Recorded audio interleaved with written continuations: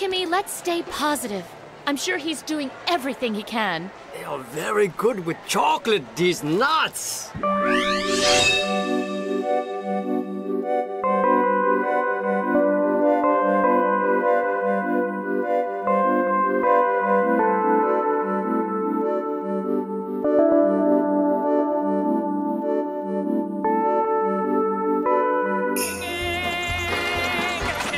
Santa, so I'm singing! Buddy, you're standing on an elf again. I thought the floor felt squishy. Sorry, Ming Ming. That's okay, buddy. My spine will heal because I'm happy all the time. Well, Liberace's liberal labial liability, they made a remake of Will Ferrell's Elf barely 11 years after its premiere. Amazing. 2011's Elf Buddy's Musical Christmas cuts the 90-minute movie into a 40-minute TV special. What's the point? It's pretty much the SparkNotes version of the film. A human grows up with elves only to realize he's not a real elf, so he ventures to New York to find his real father. Same thing, except now with musical segments, some of which were also in the Broadway play that came after the movie. So it's like a mixture of both the movie and the play, and it's not as good as either of those. And when people see us walking, they'll be Google-eyed and gawking at Buddy and the world's greatest dad. So I'm gonna try my best to be. I know nothing of music criticism, which is why I can never make a Gorillaz video, but I feel these original songs are catchy enough. You'll get some enjoyment out of this. Even if it is a bit pointless, but to me, this special and any other remake is like a cover song. Like maybe someone got tired of watching Elf so often, which is impossible, but if they did, they probably would want to change it up. The only one reprising their role is Ed Asner as Santa. Will Ferrell's not present as they replaced him with Sheldon Cooper. Joy. Come on! All you have to do is move your voice much higher. High, low, high, low. High! It's just like talking, only you sustained it, make it so pretty. The Elf Buddy's Musical Christmas has a unique stop-motion feel that reminds me of that Foster's Home UPA style. I thought it looked familiar as Screen Novelties did the animation. You'll recognize their work on Robot Chicken, Chowder, and Flapjack. They usually do commercials or short segments, but I'm thankful Elf gives them the chance at making more long-form content. Elf Buddy's Musical Christmas is alright. The story isn't as funny or fleshed out as the movie, but, you know, it looks nice. Why was this made? This is Christmas Eve and we can't even stop to rest. Burning screws and tying shoes and sewing up the doors. So Santa can deliver them to all the girls and boys. On my quest to find stuff no one cares about, here's Snuffy the Elf Who Saved Christmas, featuring a very strange animation style. Given its release date of 1991, it's reminiscent of early computer animation like Aqua Teen or Space Ghost Coast to Coast, so maybe they used Avid video editing or some early Adobe products. It's strange and I can't find much info on it. There's recycled frames everywhere, characters don't look at each other eye to eye when talking, and it's colorized with these dirty looking gradient effects. Reminds me when I was 16 and started using Photoshop for the first time. Gradients, just put it everywhere, the more the better. That was 2008, I have changed a lot since then. Yeah, that's a drawing of my sexually blossoming little sister, Emily Vasquez. Don't ask. They all think I'm too old to help out. They think I'm just in the way. Maybe they're right.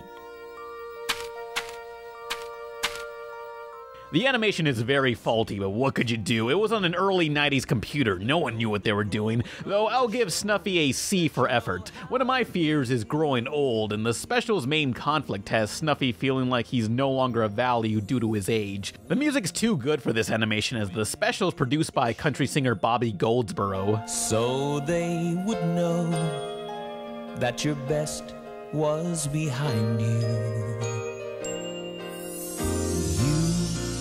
You did all you could. When will the good ever come back to find you? Besides old age, Snuffy's other big problem is that he's clumsy, because what else would it be? Suddenly Gilbert's cap gets caught and he bumps into Snuffy, and the coffee pot flies straight at Santa. Oh, my Santa balls! Snuffy has become a joke to the other elves, so he ventures off to sing about how old he's become. The Sandman follows to cheer him up, but it just doesn't work out. Nothing does. Goodbye. Oh, Snuffy, don't go. Goodbye. Snuffy, they need you here. They really do.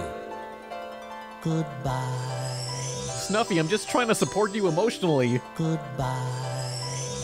Snuffy, please. Goodbye. I'm gonna kick your fucking Keebler elf ass! If you're wondering what's the Sandman doing in A Christmas Story, it's because the elves need his sand to make the toys fall asleep or close their eyes. What's the sleeping sand do? Why, without my sand, these dolls would never close their eyes. So the toys are alive? Why do the toys need to close their eyes? What's that about? It's never explained. Christmas is just a few hours away and Santa needs his rest. If something goes wrong, work it out the best way you can, but don't wake me up.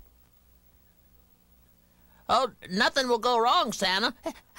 That awkward pause was more menacing than many of Hitchcock's finest works. Hey, wait, I know that guy. That's the kid who bullies Ben 10. The deadline approaches, but this dumbass sneezes near the magic sand. The whole workshop gets knocked out.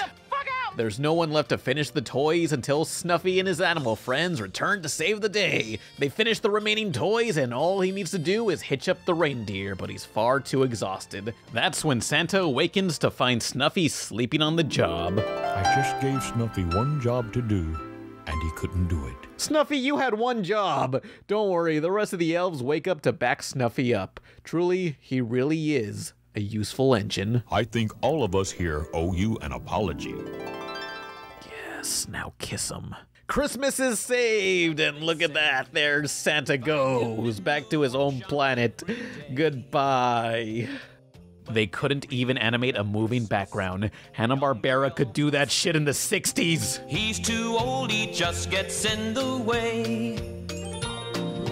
Every birthday, my mom and dad would say, you're another year older, another year wiser. Face your regrets because it's the Rugrats all grown up. The sequel to the Rugrats and a prequel to the Rugrats all turned up. Ah yeah, we're covering the Season 4 episode, The Finster Who Stole Christmas, a casual holiday vignette following different characters through their anime redemption arc. The main story features Chucky, Ducky, Fucky, Gimme the Sucky Finster, remorseful of his Christmas experiences as he wants a bigger tree. A shame his dad never spends much in terms of decorations. While walking outside without his headphones like a goddamn caveman in the 1800s, Chucky attempts to loot the corpse of a homeless man dressed as Santa. That's when he spots a tree hanging by a neighbor's trash bins. Does Chucky take the time to ask the neighbors if they're really throwing that out? Nah, there would be no plot if that were the case. Honey, where's the tree? Chucky unknowingly steals the tree and brings it home to the joy of his father. While it's unknown to everyone who stole the tree, news of the robbery circulates quickly. Speaking of brave, did you guys hear about that Christmas tree that was stolen the other night? Where? Right in front of the house on Greenfield. Stolen? You can't steal the meaning of Christmas without the big guy upstairs not hearing about it. Wait, are you guys talking about Santa or God? Whoever took the Halicki's tree is in for a wicked smiting. Oh no! That Santa's not wearing pants. Did you buy that at Spencer's? Now here comes the obligatory guilt-ridden dream sequence. Yes? It's me. Me who? Who do you think? Who's the burning bush guy?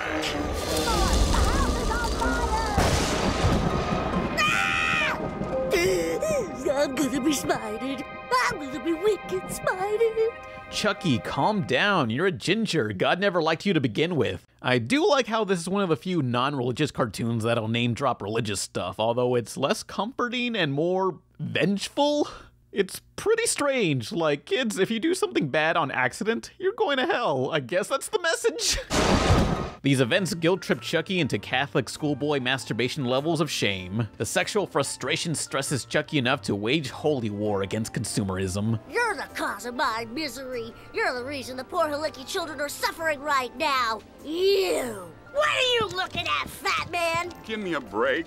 The holidays are stressful. Well, Christmas is a sham. What do you say to that, huh?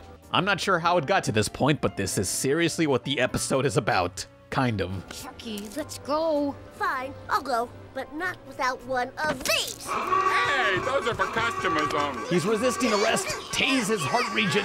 What's wrong, Chucky? I've never seen you like this.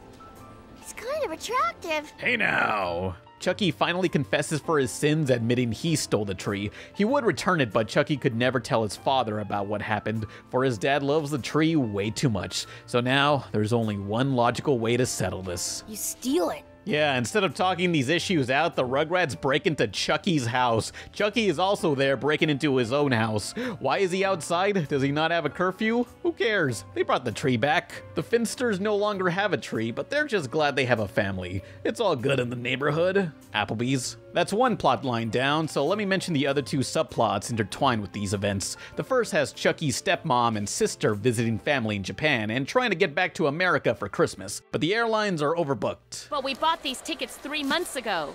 Yes, but you missed your first flight, which means you were on standby for this flight, which means you are bumped.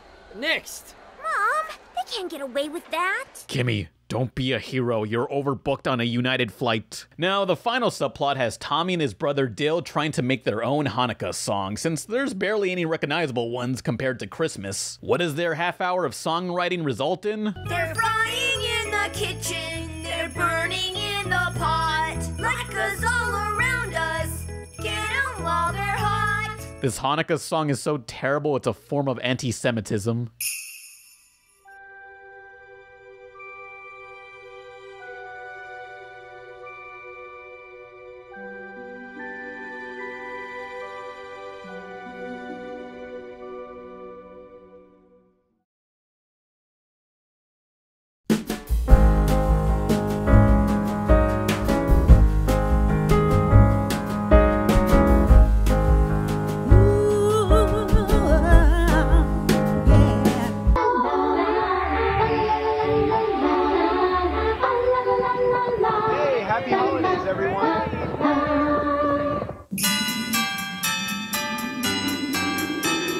Hey, remember last year when I reviewed The Christmas Light, a special where an elf falls to his death and is reincarnated into an evil snowman that vows to destroy Christmas?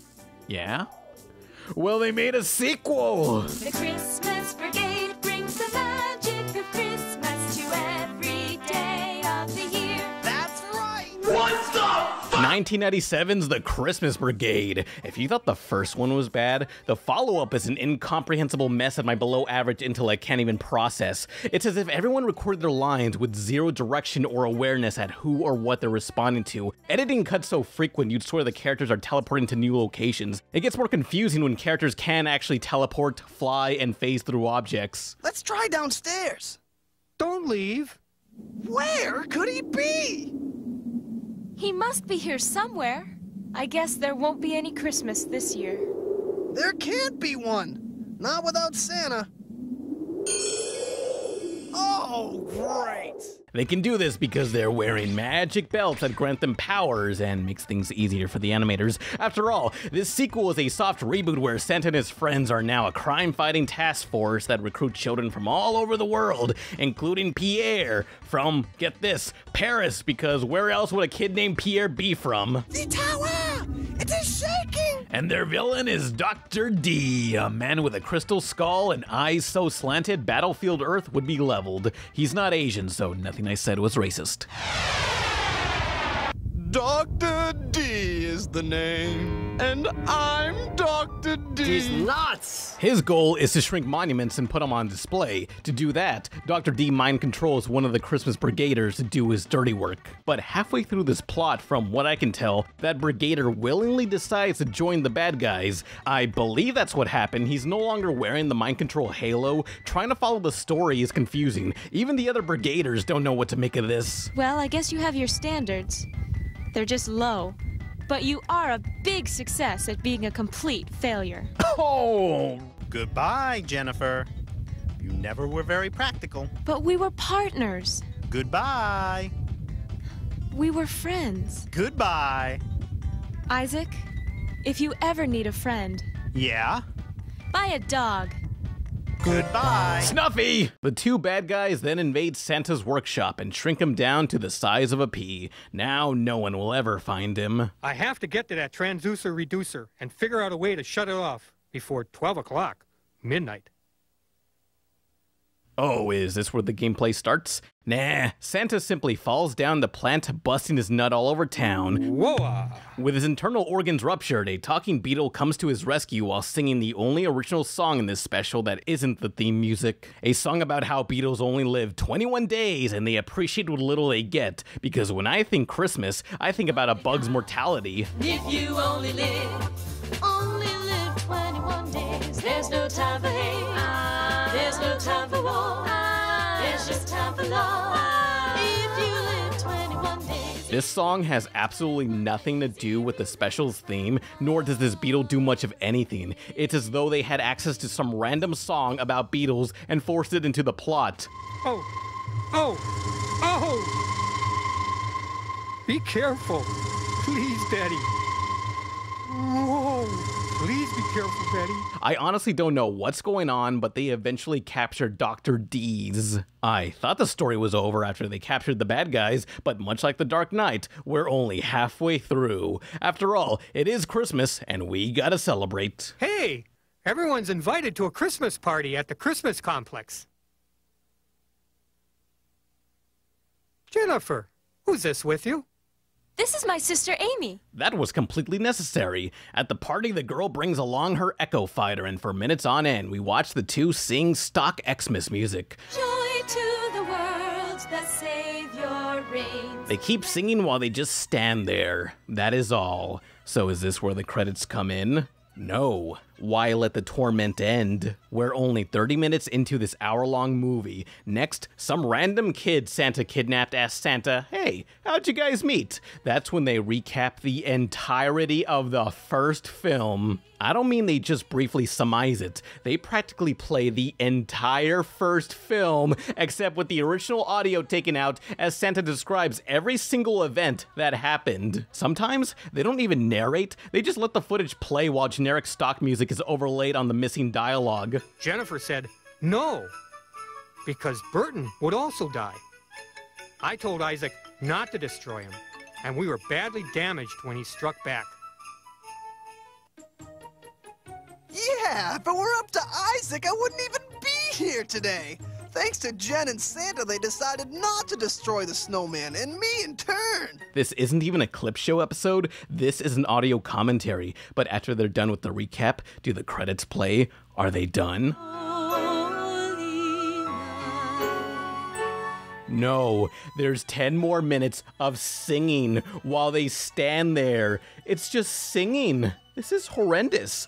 I'm so sorry, people. I took the first movie for granted. At least that one had a basic 3-act structure I could follow and tell what's going on or where it ends. You think the second one is over, but it keeps going. It's the Steven Spielberg's AI of Christmas specials. Congratulations, Christmas Brigade. You made something even worse than the Christmas light, even worse than Rhapsody Street Kids or the Christmas tree. The Christmas Brigade is honestly the worst Christmas special I have ever seen. I fucking dare you to find something worse than this. That's right. Every day of the year. Oh, yeah! A Merry Christmas to all, and to all a good night.